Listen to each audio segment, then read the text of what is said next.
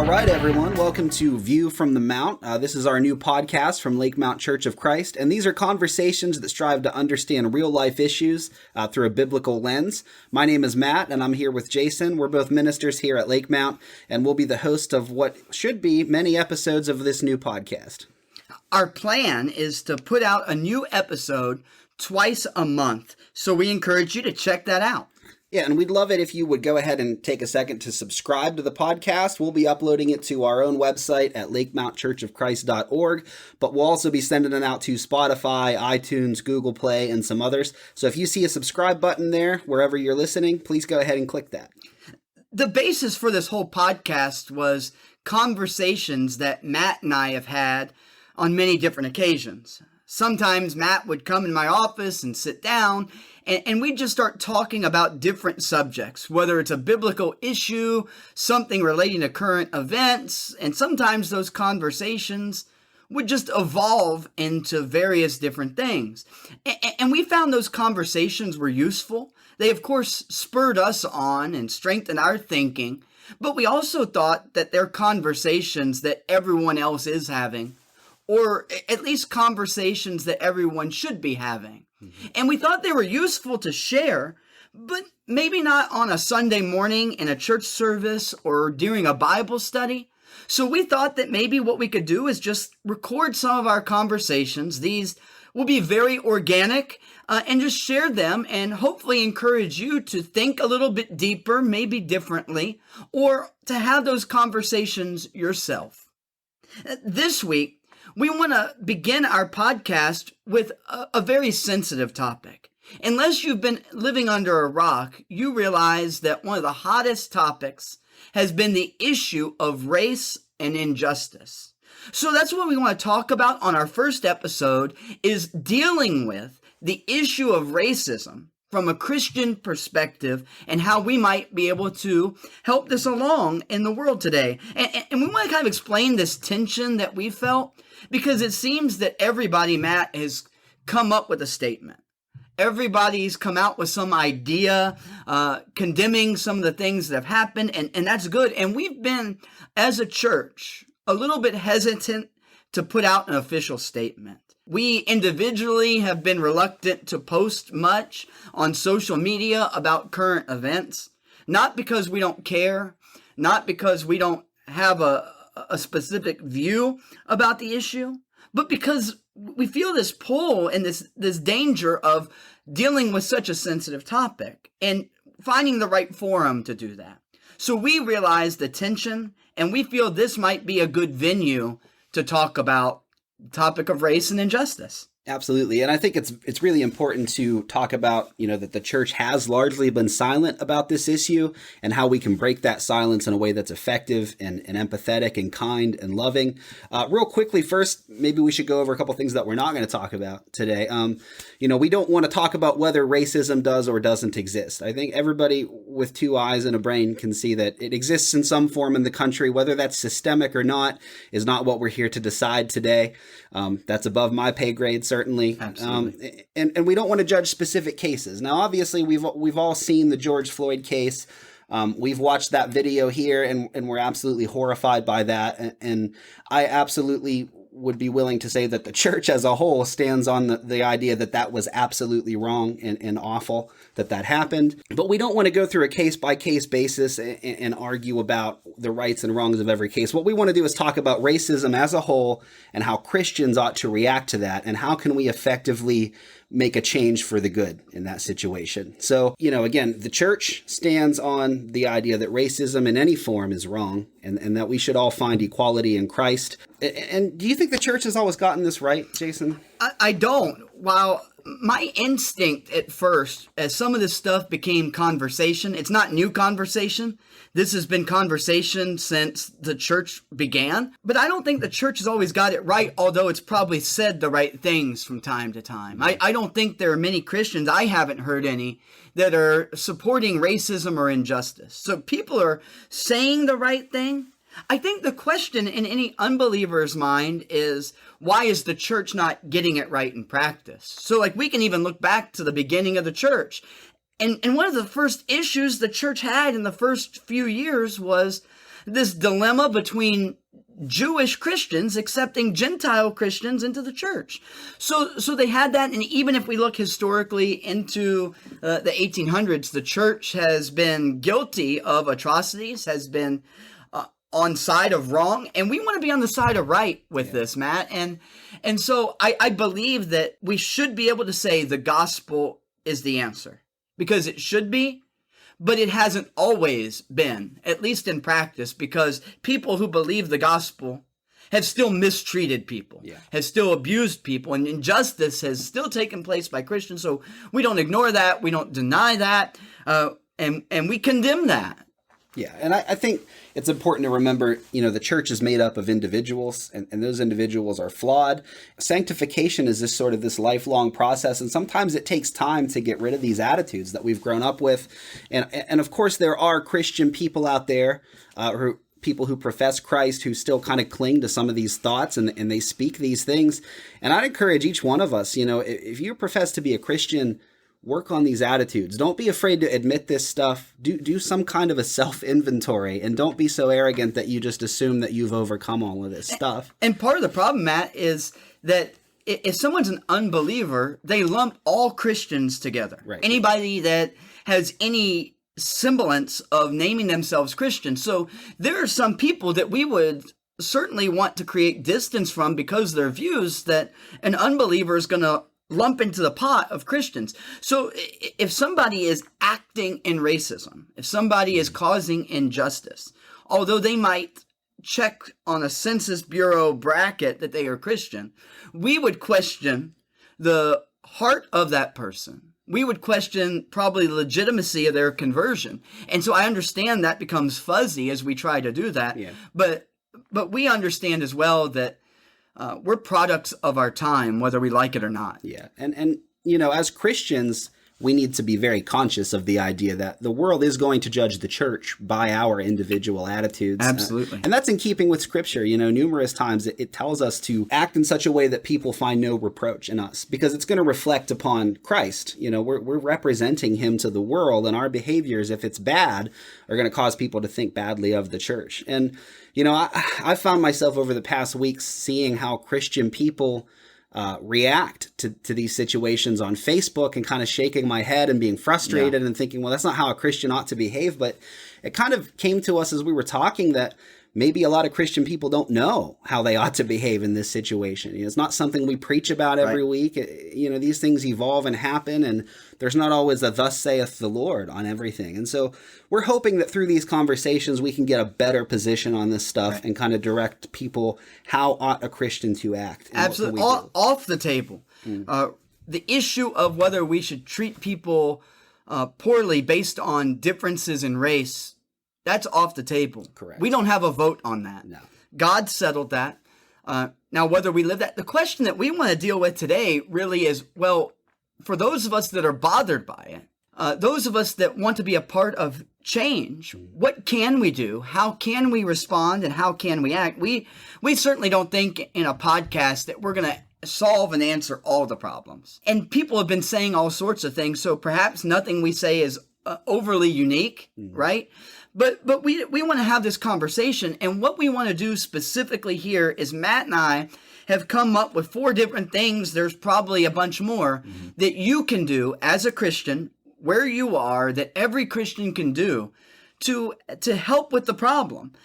Ways that we ought to respond in wake of all the conversation, all the conflict, all the tension that exists in the world today. I don't know about you, Matt, but I've never seen such heightened tension in the world that we live in No, today. absolutely. Again, there's probably 100 more points we could easily add to this if time allowed, but we're hoping that you'll take this not as the end-all, be-all, or the full, position that you ought to take. Use it as a springboard. Have these conversations with your coworkers, with your friends, with your family. Take this and run with it, and we should always be trying to find a better position on these things. And that kind of leads us to our first point, Jason. Yeah, the first point that I think applies to everybody is a biblical principle taken from the book of James, and it's be slow to speak and quick to listen. So Matt, how have you seen this applicable in today's world? I mean, it doesn't take, a super amount of vigilance to see people are just spouting off without a moment's thought. I think a lot of these things, we just have a knee-jerk reaction. And unfortunately, because everybody has a megaphone on social media, those things that at one time you might have said to the 3 people standing around you, we're broadcasting those knee-jerk reactions to the world. And as Christians, we ought to be conscious enough that we take a moment. Absolutely. There are lots of people that I've followed on Facebook, that I'm friends with on Facebook, that I really wish they wouldn't have posted what they posted because they have some association with us or with the church. And man, it might be wise just to be careful. We don't have to be first to speak. We want to be right when we speak. Yeah. I think also, you do have those people that are out there just kind of getting in social media brawls and saying things that often we wish they wouldn't say.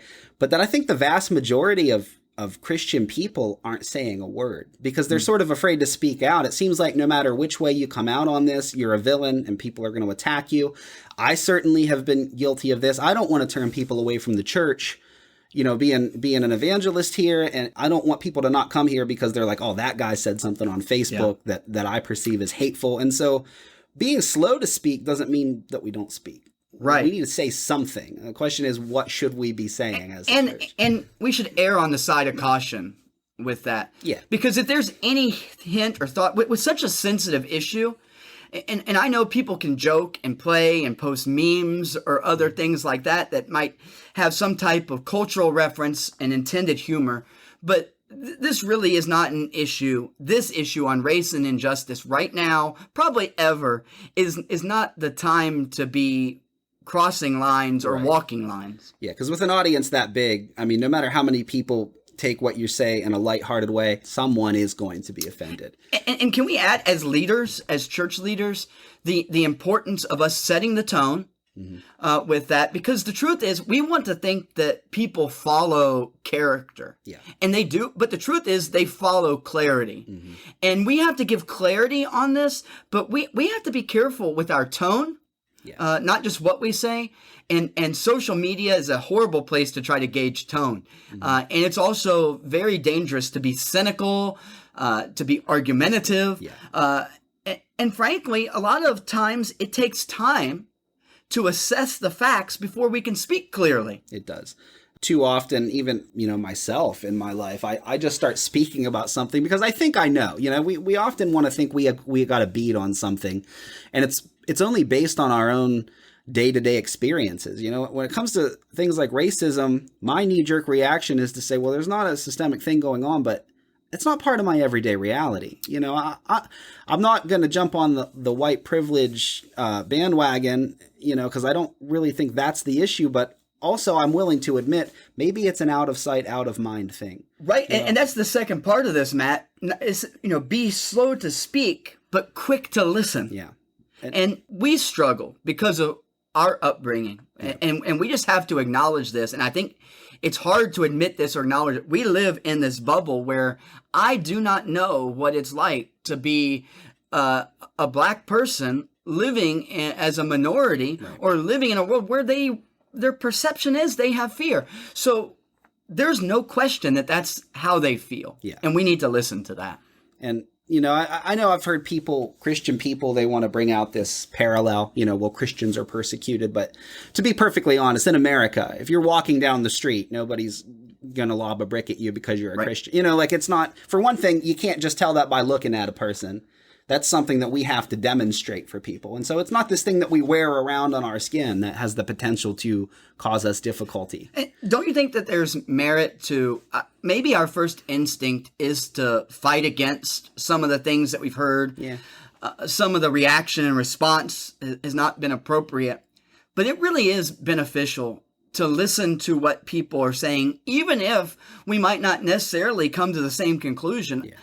I don't understand. You don't understand fully. But part of that's maybe because we haven't listened well. Yeah. And even in the case of people who are clearly acting in an inappropriate way, burning stores down, that kind of stuff. If you don't listen, to where they're coming from, how can you ever hope to talk them out of it?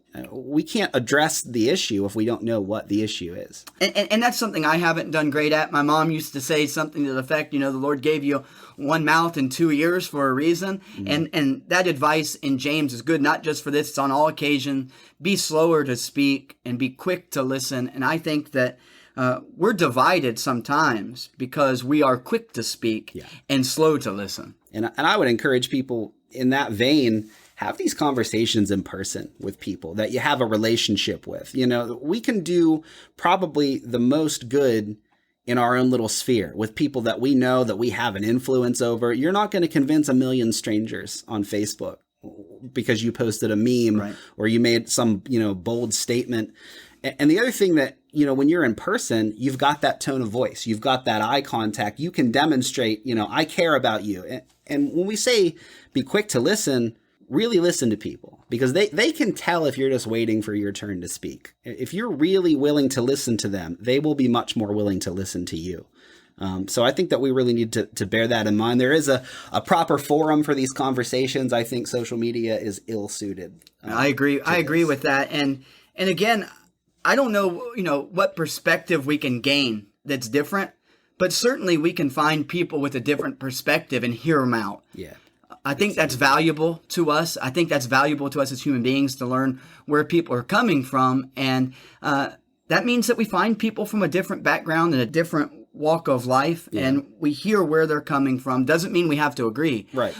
Matt, on the other side, we can't be silent in the face of injustice. Absolutely not. No, we can't be. And Jesus wasn't silent in the face of injustice. He spoke out. But the thing of it is that I think we're often tempted to get angry and rail against that injustice. Are we meeting the injustice with anger and retribution, or are we meeting it with Christian love and trying to overcome that? Now, there's such a thing as righteous anger. There are things that make us angry. Right. But if we just become another screaming, indignant voice, we are not going to be heard, let alone effective. Right. What we are doing and what we are saying as a church has to be different. Right. Everybody's had an opinion. Right. And everybody has voiced their opinion. Mm-hmm. Some of them are not well worded. Some of them have caused conflict. And it seems like every day I've gone online and I've seen somebody, whether it's a famous person or not famous person, who had an opinion on this. And so kind of to sum up this first point, is there's a place and a forum to speak. We ought to speak, but we ought to be slow and careful with how we say it, where we say it, and we also ought to be willing to listen and learn and grow from that. Yeah, and I think that's going to lead right into the second thing we want to talk about, which is to empathize with people. If you're going to listen to them, if you're going to really allow yourself to stand in their shoes, it leads to this kind of empathy that allows you to see where they're coming from. And that really helps us to take that next step, which is to take a look at ourselves. Have I been guilty of this stuff? Have I been guilty of racist thoughts and attitudes? I mean, I was certainly raised with that, and it wasn't an over-the-top overt thing, which is what sort of makes it difficult. It was this background kind of thing. It would come out every now and again, just this attitude that underpins certain things. And I know that our parents and grandparents were growing up in a different time, and that was much more prevalent. But I can't sit here and tell you that I've never had a thought like that spring up out of nowhere. And even though I question it, and I'm like, man, where did that come from? That stuff's rattling around in our heads. And don't you think that is a part of this process, is to take this honest look at ourselves? I've heard so many people make these self-sanctifying statements, like, well, I don't see color. Mm-hmm. Well, come on. Yeah. First of all, as Christians, we ought to view people differently, but I see color. Yeah. And we all have prejudices. Now, my prejudice might not be what your prejudice is, right, but everybody has them. To deny they exist is not going to solve the problem. It doesn't justify or excuse mistreatment of somebody. We ought to do our best to, live out Martin Luther King Jr.'s dream to judge people based on the content of their character rather than the color of their skin. But that's hard because we have so many different things coming to the table with it. Well, it's human nature, to kind of divide ourselves into us and them. And physical differences are the first and easiest way to identify that. It might not just be skin color. No, it's not always skin color, I remember as a kid, reading the Sneetches by Dr. Seuss, and they divided into the ones with stars on their stomachs and the ones without. It was just this ridiculous situation, but we do that all the time. We tend to find safety and community, and sometimes finding an outsider to band together against makes that easier to do. And it's just something that we really have to work hard to overcome in ourselves, because people obviously are more than their appearance is. And every one of us was made in the image of God. And we need to remember that. And so as we hear people talk, as we watch news or we hear some of the protests and the other things that are going on, it's hard right now for us to actually empathize with that because we don't understand it. Yeah. Right? You and I don't understand it. But I do think that we can look at it and understand that these people have a legitimate feeling, and that should bother us. Yeah. If there's been anything we've contributed to or anything that we've tolerated or allowed to go on, then that has to be nipped. That has to be dealt with. And so we want to be a part of the solution. I think that just admitting and dealing with the fact that prejudice, stereotype, judging based on appearance has been a part of all of our lives. Yeah.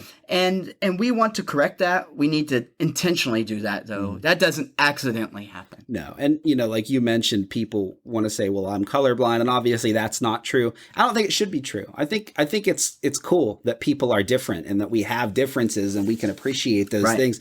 The problem comes when you start to get into better than, worse than, based on that. I'm going to look down on you because of your, and I don't think that that's something that most people consciously are doing.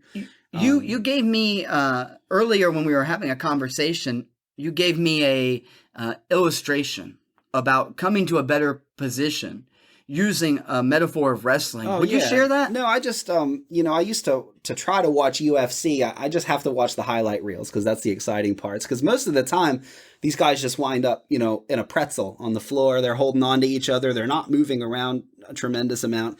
And to me, who doesn't know much, that's boring. It looks like they're not doing anything. But someone explained to me that there's something happening there. These guys are constantly struggling, making minute adjustments and shifts to their positioning, trying to gain that leverage and that advantage. And I think as Christians, we need to be doing that spiritually. We need to be constantly seeking better position on our doctrine, on our social attitudes, on everything. We should be growing every single day. We should be challenging each other to do that. So even if you think you've got a pretty good beat on it, you probably could come to a better understanding. We just have to keep pushing toward that and trying to get that better position. So our instinct in many circles has been just to deny that this exists in any form. Yeah. Which is ridiculous. It is. But at the same time, I think we have to come to this realization that maybe this is a more prevalent problem than we thought in our society, one that we thought was ancient, 100 years old. We've overcome that, and it's different. Maybe we just have to realize that this isn't an ancient problem, that it still is a contemporary issue, and we are living in a world where we have to address and deal with it, and we have to come out on the side of right. Yeah, and I think if we're empathizing, it gives us some latitude to state the things that we don't agree with. I think it's okay to come out and say, look, I don't agree with burning down local stores and wrecking cars and doing all these things, but I do have sympathy for these people who legitimately feel like the system is out to get them, and they're crushed by that, and they're angry and frustrated. Two things can be true at once. You can disagree with the mob mentality, violent things that are happening, but also feel for these people who obviously, seem to think that they're on the outside looking in, and there's nothing that they can do about it. So, and that's something I hadn't heard a lot of. It seems like you said that two things can be true at once. That has not been the attitude that I've seen in many people's No, case. It's all or nothing a lot of times anymore. And if you disagree with one point, then you disagree. If you don't agree with setting up an autonomous zone, then you don't care about Black lives. And that's absurd. Obviously, that's a logical fallacy. You can support, equality and racial equality and feel for people and love them and not agree with the means that are being exercised by some people. Not all of the people who are protesting are doing this stuff. Right. To wrap up this point, I want to share one last thought, then we'll move to our third point. But whether or not you think systematic racism exists or not is not the point. Yeah. People feel that it exists, and that matters. Yeah. And it does. There's no doubt it exists on some level. right? On some level. So I think rather than just saying it doesn't exist systematically, that's not the point. Yeah. The point is that people have this feeling that it exists. Therefore, perception with this matters. Yeah. And it should matter to us. Well, because our mission hasn't changed as the church. We need to reach people for Christ, and dismissing their feelings, and that's not going to get us the avenue that we need to talk to them about the gospel. And so we need to be empathetic, and we need to meet them where they are as the church. Absolutely. So, Matt, our third point in this, our first point was to be slow to speak and quick to listen. Mm-hmm. Our second point was that we can learn to empathize.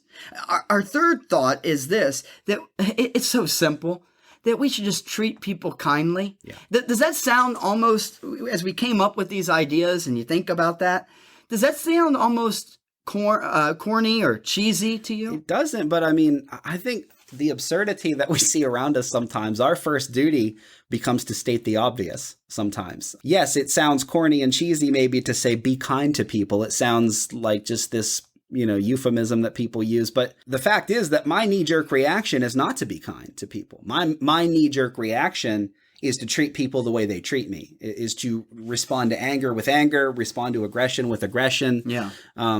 Especially when we feel threatened or like our families are threatened. This has been an uncertain time for a lot of reasons, and people are afraid, and they feel like their security is threatened. They're worried about their families. They're worried about the future. And so it doesn't take much right now to get somebody to just sort of go off and become aggressive. And what we need to remember is, as Christians, we're called to repay evil with good. We're Right. called to love people, not to treat them how they treat us, but how we would want to be treated.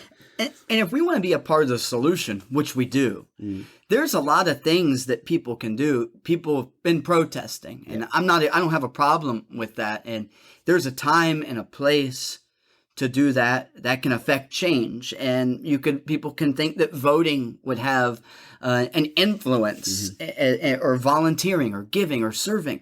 But the bottom line is that the change to any systematic problem is going to happen on one-on-one encounters with individuals, or as we teach future generations how to treat people. That's where the real change has to occur. Yeah. And I think that's not any different than the mission of the church in general. We're not going to convert the world from the pulpit. It's going to be individual people sharing the gospel with the people that are close to them and building those relationships. And I think this very naturally becomes a part of that conversation. I mean, if we're out there universally being kind and loving to people, I've been able to have conversations like this about this issue with people who are white or black or whatever, because I have a relationship with them. They know my character. They know that I'm not a racist person. They know I've always treated them respectfully. And that gives me some room to talk about this stuff without immediately causing offense. And I think if people know our character and we are kind and we are treating them the way Christ would want us to, we're going to be able to have a conversation that goes much deeper than this surface stuff. Yeah, and it sounds simple, but there is no place for any type of unkindness, even to those that are different than us. There's no place for any level of unkindness. We ought to serve people, love people, and treat people as we want to be treated. That's Christianity 101, but it works. Yeah, absolutely. And we find that there's other avenues, besides protesting to sort of try to help this situation. We can be reaching out to people. We can be just having these conversations one-on-one, or even just going out and doing the very best we can to be a Christian person in our everyday lives. Sometimes it's not always about seeking someone out and starting a conversation, with them with the express purpose of let's talk about racism now. And a lot of this will change, kind of mentioned how we raise our children. Yeah. And what we're teaching in the church. I think this is an appropriate issue to teach and talk about in the church. We often make reference to the idea that Jesus broke down barriers, that the gospel sets people free, that we are one in Christ, regardless of who we are, where we've been. We were all created. We preach that often. But our kids watch us with that. Yeah. And they're going to do as we do. They see what we say and how we treat people. They observe that. And so this might be a thing that takes generations to really effectively deal with. And I think it's important to remember that kids they do pick up what we say. They do pick up our attitudes more than they think we do. I think sometimes we also assume our kids are picking things up from us that maybe we're not really broadcasting to them. Like, all my kids know that that's wrong to treat people poorly, but still take the time to say that to your kids. Sit down and have the conversation. Right. My parents might have said that, but right. I caught moments where that wasn't the case. Yeah. And so we have to, as parents, I think that's one way, not the only way, that we have to guard against this. Yeah, and make sure that what you're broadcasting to them and what you're saying to them match as often as possible. You know, we're not perfect. I found that when I make a mistake, the best thing I can do is call myself out on it. You know, and even tell my kids, look, here's how we're trying to live. I haven't lived up to that in this case, and I'm trying to do better. So, and teach them to do that. You know, we're not going to be perfect. But yeah, we absolutely need to be bringing our kids up into a better way of seeing the world. Yeah. And in all things, it should be a biblical lens that we're teaching them to look through. And this is no different than that. And maybe even this, just because we do rank, and I'm thinking more not in terms of race, maybe social or economic standing. We probably rank people in some way in our minds. Our mindset should always be willing to reach down to what we perceive to be down, and serve people and be kind to people. And those things go a long way. It trains a whole outlook and perspective on individuals. And that should be undergirded by our biblical framework, right? Yeah. That we believe individuals are made in the image of God, that they have value and worth because of that. Right. And that should guide our treatment of people. Right. And that reaching down is not, I mean, we're not talking about reaching to those who are beneath us. It's reaching down to those who are hurting and who've been brought low by frustration and anger and suffering. And we want to lift them up to Christ. Right. In humility, Paul says, consider others better than yourself. Yeah, absolutely. So if we view it that way, view others as better, and maybe some of this comes with an inflated view of self, not just a deflated view of others. Right. So we have one more point, and these last two that we had were the ones that we thought sounded the most cliche, but we also thought that they sounded the most true for what we can do. And the fourth thing that we can do is pray. It seems simple, Matt, but why is that such an important part of the solution? Well, because anything we try to do is limited by our own ability, our own power, our own influence. When we pray, we're asking God to step in, and he has no limits on any of that. He can do anything. I think there's been a bad perception of prayer. People equate saying, I'll pray for you as being sort of a cop-out. You know, well, why don't you do something useful? You know, your prayers aren't useful. It's the most useful thing we can do. You know, I don't think that we should pray and then sit on our hands and not try to affect some sort of change, but we absolutely should be praying, and we shouldn't be under any illusions that anything we do on our own steam is going to outpace what we can accomplish if we're praying as the church about this issue. And I've been thinking a lot about this. What specifically are we to be praying about? And I think there's a lot of things. Obviously, our ultimate goal, or at least one end that we have in mind, is any injustice, any opposition to somebody based on outward appearance or race, that be done away with. Yeah. That's part of it. But unity as a nation. I've never seen our country so divided. Yeah. And to such a polarized extent, it almost seems sometimes as if you can't find any common ground with someone who's on the opposite side of some of these divides that we're experiencing. A lot of reactionary conclusions that are just like swinging the pendulum, right? Yeah. You know. And I think maybe the first step to finding that common ground is going to be stopping for a second and thinking and realizing that no matter how far apart our positions are, most people are not out to cause destruction and mayhem because they just want to be wicked or nasty. Most people do what they do because they think it's what's best. You know, everybody's doing what they think is best for the country, what they think is best for humanity. We may disagree with their assessment of what is best, but at least we can give them the credit for trying to do something that they perceive as being good. Right. If we could stop demonizing everyone who thinks differently than us, we could have these conversations with more people.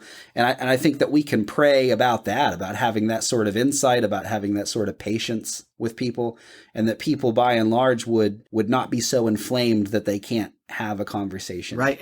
And praying for our own hearts, to be in line with Scripture, for us to view people through a biblical lens. Yeah. For us to treat people the right way and have opportunities to love people, praying for those opportunities. Those are prayers that God answers. Yeah. And I think praying for our leaders, obviously, is a big one. It's very easy to fall into bashing politicians. I have a handful that I like to rant about in private. And rather than doing that, I ought to be praying more for those people. Absolutely. Because obviously we want them to be saved. We want them to come to Christ. And I mean, what serves us better for one of these people to go down in flames, or for them to be converted to Christ and become a godly leader for the country? That is much more productive. And I think that we ought to be praying for them to make godly decisions. And also remember that, at various times in the Bible, there were non-Christian or non-God-fearing leaders that God used. They made decisions that were good for the kingdom. And so, sometimes these leaders aren't going to become Christians, but we can still pray for God to work through them, to help them to make the kinds of decisions that help the kingdom along, and that stabilize the country. And I think that's where the focus is for us as Christians. We have a broader perspective. Certainly, we're concerned about our country, our communities. We should be. But even more than that, we want to have a kingdom mindset as we try to filter this through a kingdom perspective. And I don't see that what we're experiencing now, the division, the tension, the anger, the animosity, this isn't good for the kingdom of God. Right. And I think it even circles back to something we were talking about before, about being educated about events. It's very frustrating. We feel like we can't trust any of the news networks. They're all slanted. There's so much information that is so drastically different about a single event that it's hard to sort through that. And so it's very tempting, I think, sometimes to become sort of fed up with the world as Christians and almost shelter ourselves from it and turn off the news, and we're not going to pay attention to any of that stuff. And I just wonder how many situations in the world or this country are going on that are devoid of being prayed over because we as Christians are willfully ignorant about what's happening out there. And that is a uniquely Christian position, where the other points that we've made would apply to any person, regardless of their religious background. Yeah. This is a specifically Christian, uniquely Christian perspective, that we really believe that as we approach the throne of God in prayer, that something happens, that God steps into the affairs of man, that he's concerned about our things going on, and he's concerned about individuals. So I think that prayer ought to be not just a token conclusion, but a real means to accomplish the end that we seek. Yeah, and I think another thing maybe to pray for is, instead of just sort of bemoaning the chaos that's going on, look back in history and see that these times of upset and chaos have often preceded a revival in the church. We can use this as an opportunity. People are hurting. People are looking for some stability, some hope, something good to come out of all this suffering. We can offer the gospel as that hope. Absolutely. The gospel for all people. And if we get this wrong, though, it could have the opposite effect. Sure. Yeah. There's every opportunity for the church to come out of this being a villain. There are plenty of people who are more than happy to see that happen, and we'll work toward that. And so we can't simply remove ourselves from the situation. We can't be oblivious to it. We can't shut our eyes and ears. We have to be informed, be wise as serpents and innocent as doves. We should know what's going on in the world without getting embroiled and dragged down into it. And we should be lifting people up in prayer and lifting the situation up in prayer to God. Absolutely, Matt. Well, so to kind of sum this up, the four things that we think that people can do: they can be slow to speak and quick to listen. We can empathize with those that are oppressed or suffering. We can treat people kindly. And lastly, but not least, we can be people of prayer.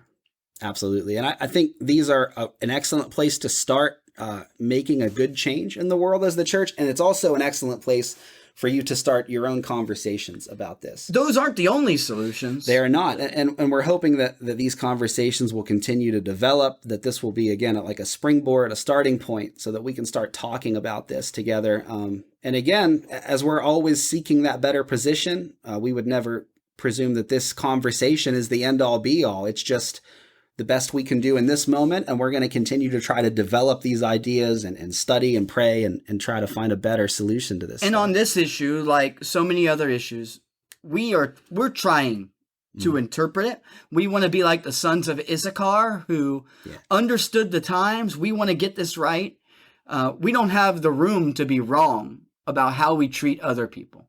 We want to understand the times. We want to view it the right way. We want to respond the right way. And we want to be a part of the solution because in the end, we see any mistreatment, any injustice as a hindrance and obstacle to the gospel. Yeah, absolutely. Well, we are so thankful that you have tuned in for the first episode of the View from the Mountain podcast. We ask that you continue to pay attention as we drop more podcasts. 2 times a month, we will post a podcast. Again, we ask if you do us a favor that you click subscribe, that you, if you found this beneficial, that you might share this with your friends on social media or wherever else that might be the case. And we're so thankful that you took the time to listen. And we are looking forward to being back in just a couple weeks on the View from the Mount podcast. Absolutely. And again, you can find these on lakemountchurchofchrist.org. And if you enjoyed the show, you can always tune into some of our sermons. We're going to have some online classes on there. There's lots of resources that you can check out. So that's lakemountchurchofchrist.org. And we hope that you'll come and check us out. Thank you so much for listening.